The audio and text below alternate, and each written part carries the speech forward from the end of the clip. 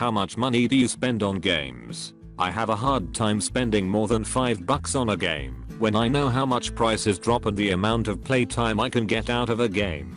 There are some exceptions. When I spend 10 to 20 on a game a lot of my friends have been playing, but I'm curious on how much you guys spend on game. In total, do you try to spend less than $20 a month, or do you limit yourself to one game until you get bored? Would love some input.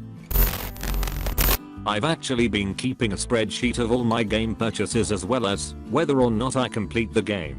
It's helping keep my sale purchasing down a lot because I realized I don't really beat the majority of games I buy. I also color coded the sheet so it's green for completion, yellow for currently playing, and red for not even starting lol. I may have to steal this idea as I'm a visual type of guy lol. Thanks for the input. Yeah. The colors really emphasize my habits of buying and not playing. I will often buy a $3 or $5 game on sale and put it on the backlog, but then you just end up with an expensive catalog of crap you've never played.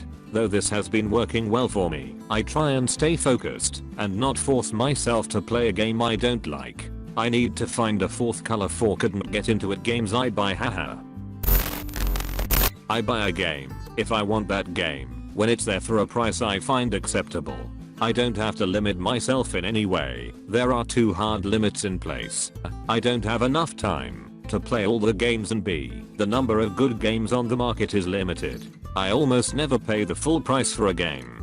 While I understand how much work will go into a good game before I can enjoy it, I develop software for a living. I also understand how much of that money ends up feeding greedy hedge fund managers instead of hungry overworked developer mouths. I also understand that video games are a recreational element of my work cycle, so I can feed even more greedy bastards while I do all the work, so I'm not sure I even should play that price tag game with them. I have no price list I follow, it's mostly intuitive. Not often have I regretted a purchase. I find €70 for a console game unacceptable, especially when there is a €40 season pass telling me that the game is incomplete.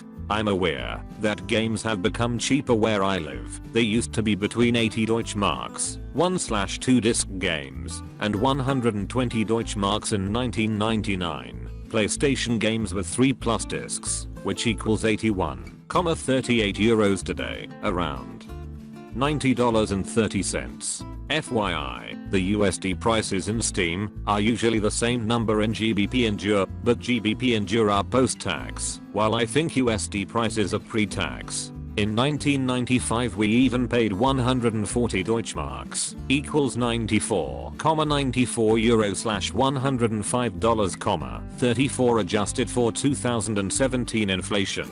For an SNES cartridge. When the euro came in 2002, it went to €60, and with the PS3 360 to 60 to 70 euro.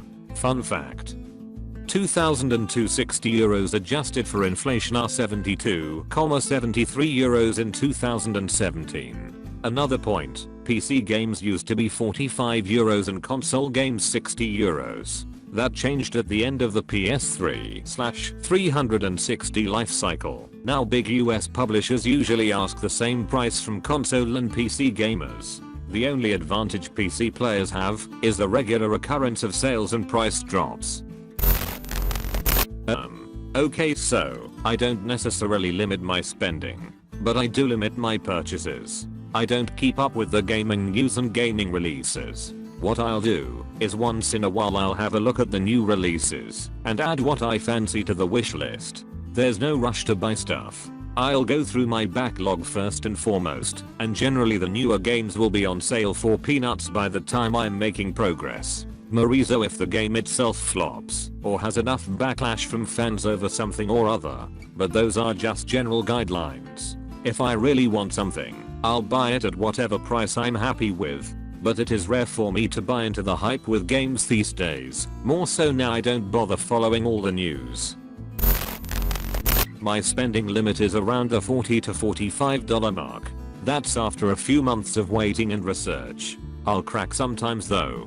I found Mass Effect Andromeda on sale on Amazon for $45, and I bought it with Amazon points I had saved up. So basically free. Edit. Basically no more than $45 a month. If I do spend $45, I'll wait a while and fill my time with other games in my library.